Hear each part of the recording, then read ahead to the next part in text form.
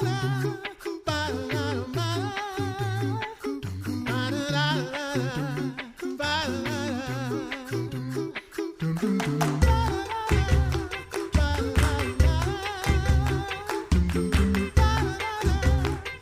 listening to The Coffee Hour. I'm Sarah Gulseth. I'm Andy Bates.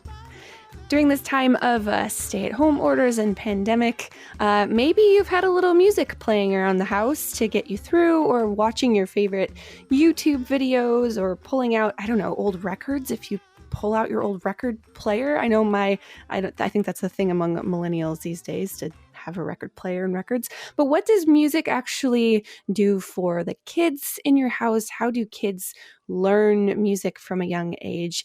We're going to talk a little bit about that today. Joining us, a frequent guest on the Coffee Hour, Emmy Wook, Director of Music Ministries at Redeemer Lutheran Church in Elmhurst, Illinois. Thanks for joining us, Emmy. Happy to be here. Thanks for having me. And also Andrew Heimlich, elementary music teacher in Carmel, Indiana. Thanks for joining us, Andrew. Yes, glad to be here. Thank you. So originally, we were going to talk about the First Steps in Music program and early childhood music education with you, Emmy, but that got postponed, hopefully, until next year because pandemic, of course. But we're going to try to give parents a little bit of insight into some of those techniques that they can use at home to do some music education with their own kids. So first, tell us a little bit about the First Steps in Music program and what all of that music training is about. Sure. So the First Steps in Music program is a curriculum that was developed by Dr. John Feierabend, and it's a program that helps children to become tuneful, beatful, and artful. And at Redeemer, we have been offering these classes in our community for many years now. And so, this summer we had hired Andrew Heimlich to come and teach, because you can teach these classes to infants, toddlers, preschoolers, and a caregiver, or many teachers use it in a school setting. But then also there are teacher trainers who come and teach other teachers how to use this curriculum effectively. And so we had scheduled to have Andrew come this summer and had about 25 Lutheran teachers coming to be trained to use this curriculum. And then, of course, COVID hit, and so we postponed that until hopefully next summer. Okay, you fired off some words there very quickly, and I started making notes very quickly because they caught my attention in terms of the philosophy of this program, wanting children to be tuneful, beatful, and artful. Is that right? Yes, those are the three words that Dr. Feierabend uses all the time in connection to this curriculum. What does that mean? It's the Lutheran question. So I don't know, maybe Andrew wants to answer this because he's the teacher trainer who is going to teach all of us this summer what those words meant. Yeah, happy to do so. So when you think about music education, or just music in general, what are the main things that we do when we're making music? And when you think of how a melody is constructed, it has pitch and it has rhythm. So the tuneful part is that we want students to be comfortable with their singing voices. And not only when they're with us at a young age, but the hope is that when they're an adult, they're going to be comfortable singing the Star Spangled Banner at an event, or singing Happy Birthday at a party, or able to sing lullabies to their children. So even though we're working with children at a young age, we're thinking down the road. We like to use the phrase, the 30-year plan. What is this person going to be like when they're 30 years old?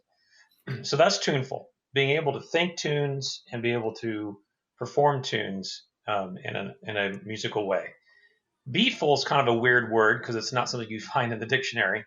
A lot of times people think it's a typo and think it's supposed to be beautiful, but it kind of goes along with being tuneful. If you're able to hold tunes and be able to perform tunes, the same thing is here, is that are you able to think and feel rhythmic music?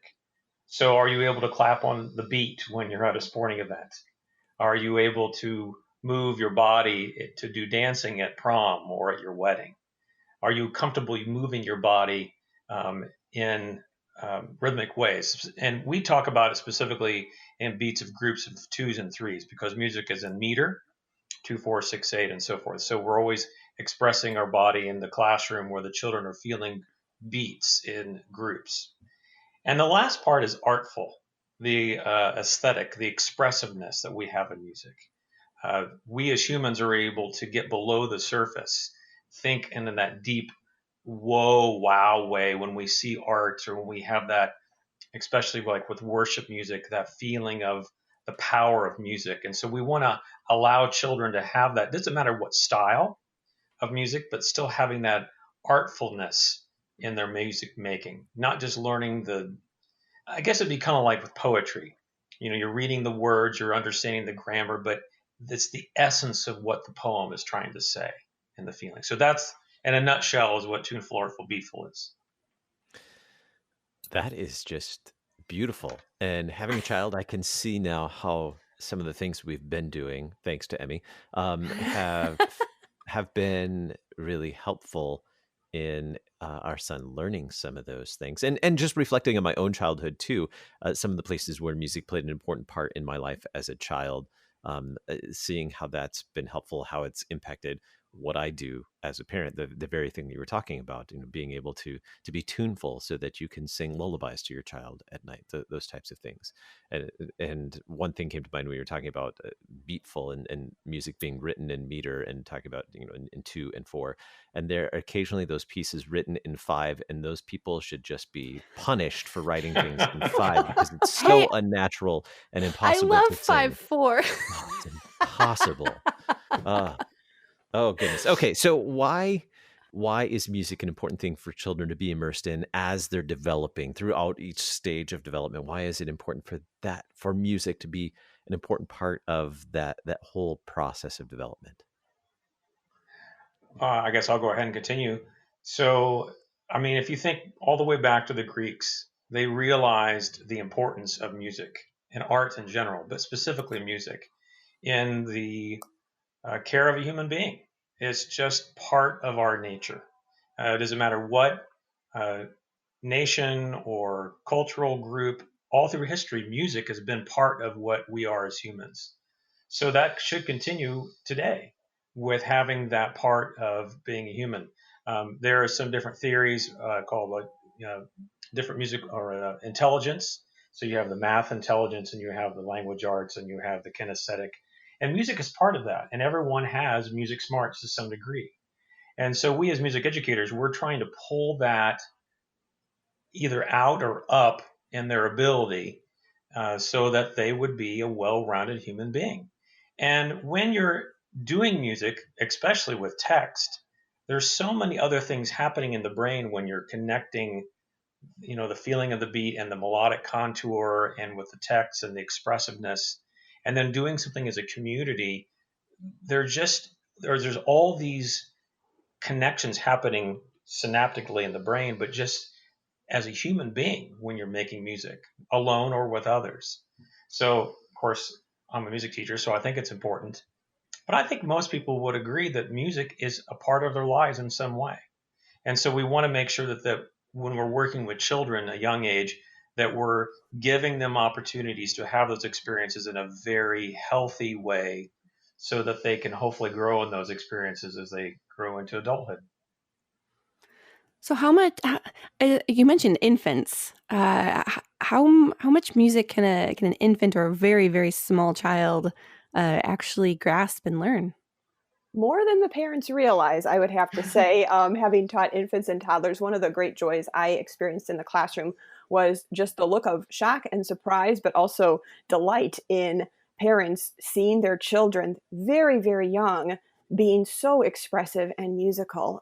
Even before children learn to speak or sing, they can be incredibly musical through their movements, through their facial expressions in response to music, keeping steady beat on a drum or somewhere on their body. And even if for children who are very, very young, even if there's not necessarily an outward measure of music growth, music is like a language. And so the more they are exposed to it, the more they pick it up and understand it. And I can think of examples, and perhaps Andrew can too, where I've even seen children who are seemingly unengaged with the music, and then one day they come in singing full songs. And so even if there's not necessarily an outward measure, that development, that musical learning is occurring.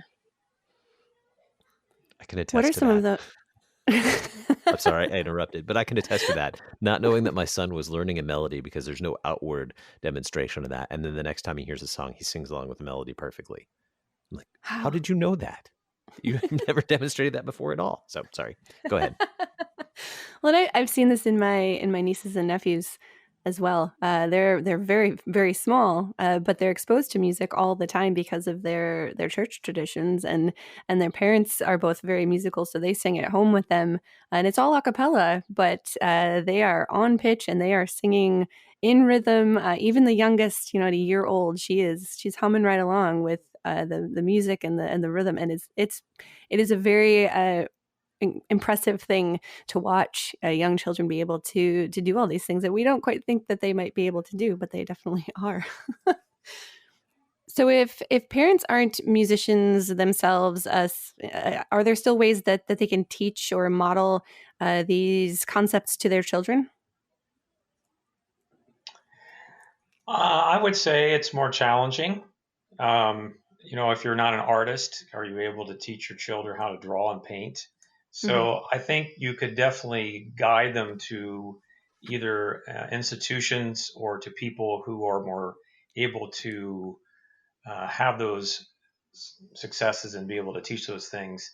But it doesn't mean that a parent who necessarily doesn't have a lot of the background can't be musical at home and encourage that in the house. And so I think it's helpful to have classes like what Emmy was saying, where a parent comes with their infant, because obviously, really, honestly, those classes are more for the parent than they are for the child.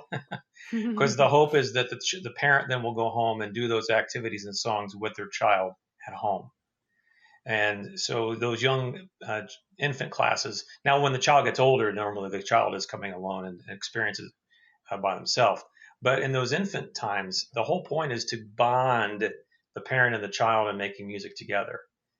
So yes, I think that even though a parent, and I've had that conversation a lot with parents, like, well, I'm not very musical, I don't know where my child gets it. Well, there's got to be some nature there. There's got to be some genetics that they have the desire to be able to sing in tune and be able to keep with the beat. Maybe just for you as an adult, you've never had the chance to really let that grow when you were a child. So I do think that there's a possibility the parents can help make that happen, but sometimes it might be good to look outside of what you would do at home to make sure that what is being presented is done in a child appropriate way.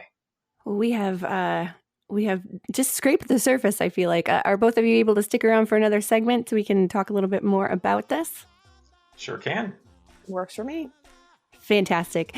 You're listening to The Coffee Hour. We'll be right back to talk about more teaching music to little children. I'm Sarah Golseth. I'm Andy Bates.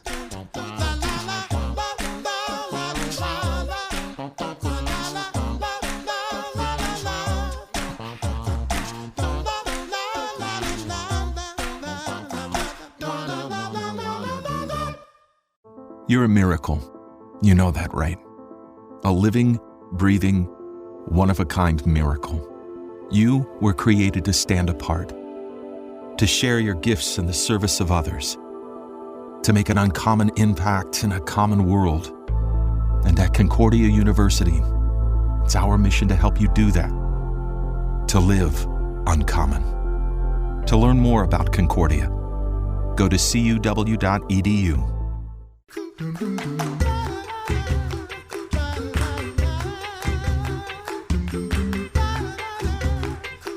Welcome back to The Coffee Hour. I'm Sarah Golseth. I'm Andy Bates. Thanks to our underwriter, Concordia University Wisconsin, for your support of The Coffee Hour. You can find out more about Concordia University Wisconsin at cuw.edu. Live uncommon. So we're talking about something that is near and dear to both of our hearts, I think, music education and music in the home and singing and being, tuneful, beatful, and artful with music, pulling that from First Steps in Music. We have Andrew Heimlich and Emmy Wook joining us to talk about teaching music to little kids. Before the break, we were talking about how much kids can learn musically. And we want to give parents a little bit of a boost in this, especially while we're all at home, things that we can do to encourage our children to be musical. So, first of all, what typically goes on in a First Steps in Music class to help give parents and eventually kids these tools to be able to be musical for the rest of their lives? Well, if you start with infants and toddlers, the experiences they're going to be having are interactions between they and their parents. So you're going to be doing things like tickles and wiggles and finger plays and bounces and of course lullabies. And so it's the things that you would thought growing up. This little piggy went to market and patty cake baker's man. You're singing songs and doing activities where there's a lot of interaction with the child as you're holding them because they're an infant, they're young.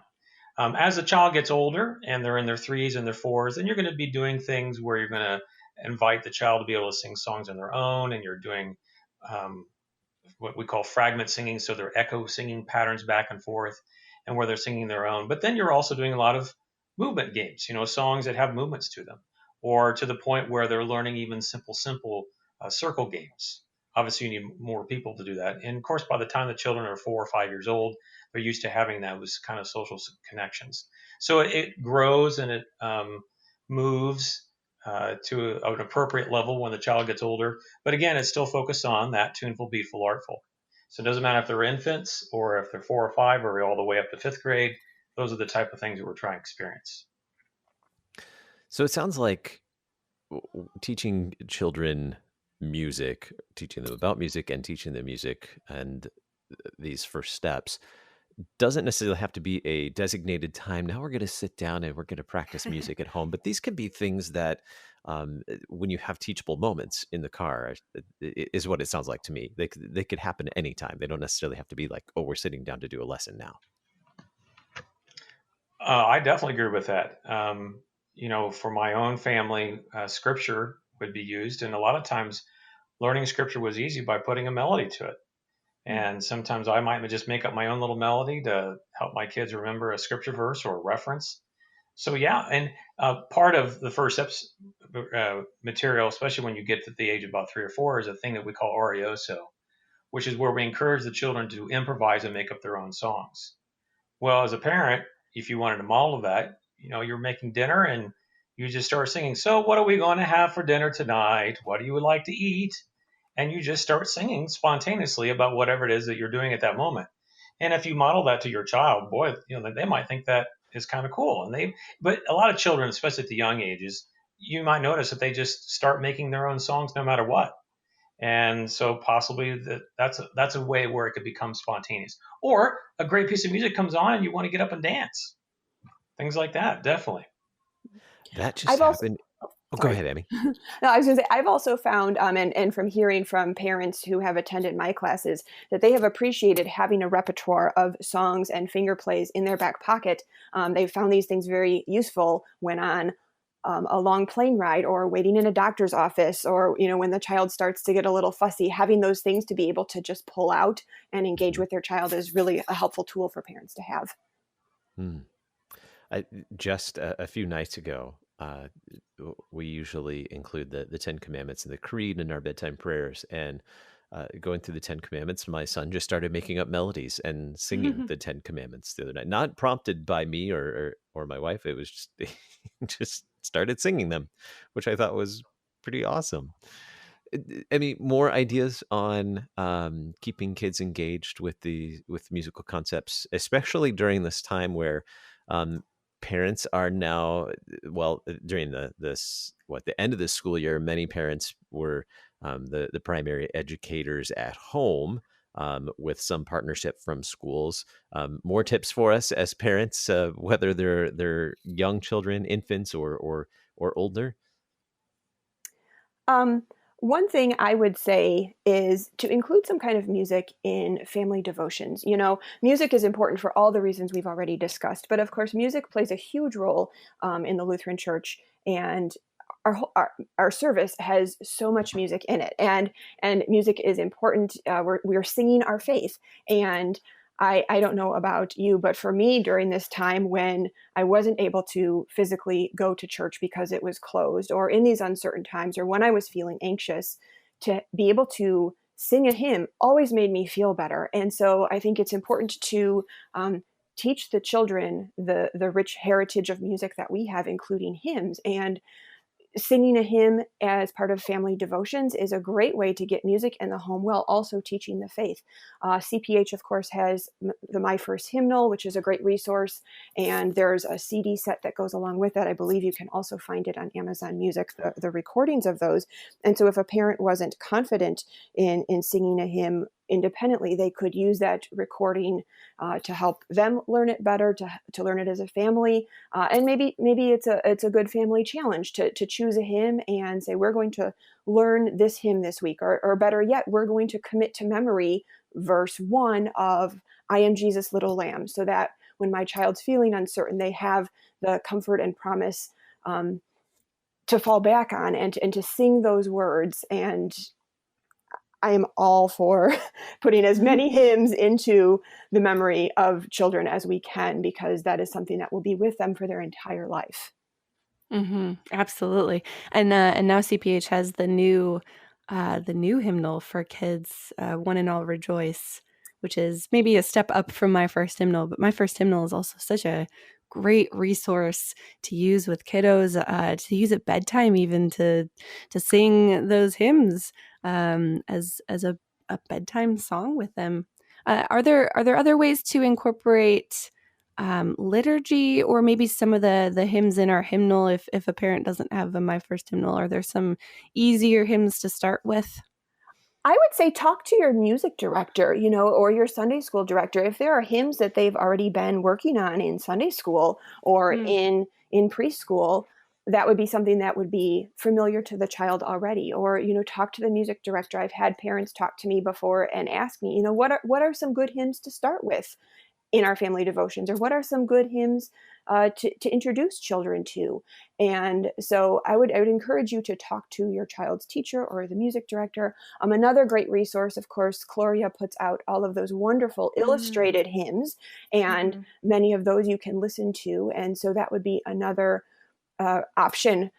If you're not sure where to start, choose one of these books. They're beautiful, beautiful books, and it's a great way to get started if you're not sure, because I know Sarah and I joke back and forth, what's your favorite hymn? Well, what's my favorite 100? I still don't know that would be enough to choose. So many in the hymnal. How do you choose? So perhaps you talk and find something familiar, or you choose one of these books that are very, very child friendly, and just start there. As a parent who I adopted My First Hymnal even before our son was born as a parish DCE at that time as well. And we gifted those to all the young families in our congregation who had children, kindergarten, I think, or even preschool and older.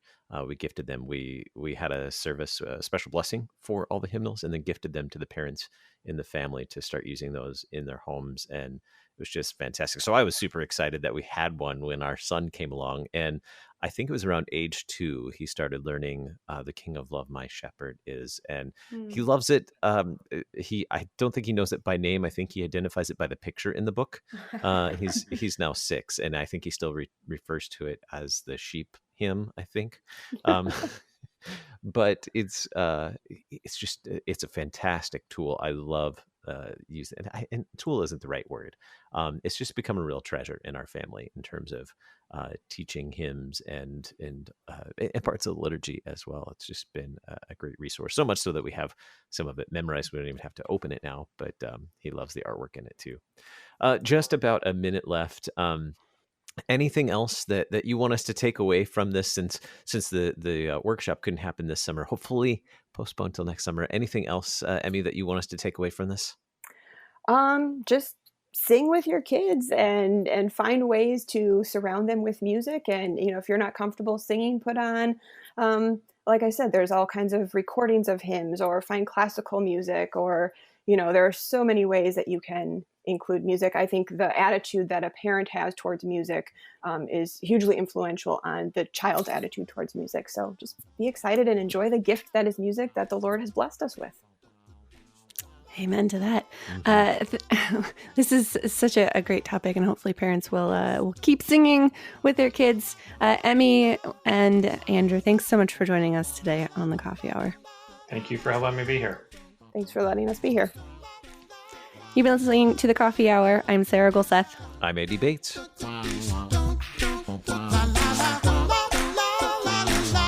The Coffee Hour with Andy and Sarah is a production of KFUO. To support the Coffee Hour and KFUO Radio, visit KFUO.org. You can also text KFUO to 41444 or send an email to gifts@KFUO.org. And you can call us at 800-844-0524. KFUO. Christ for you, anytime, anywhere.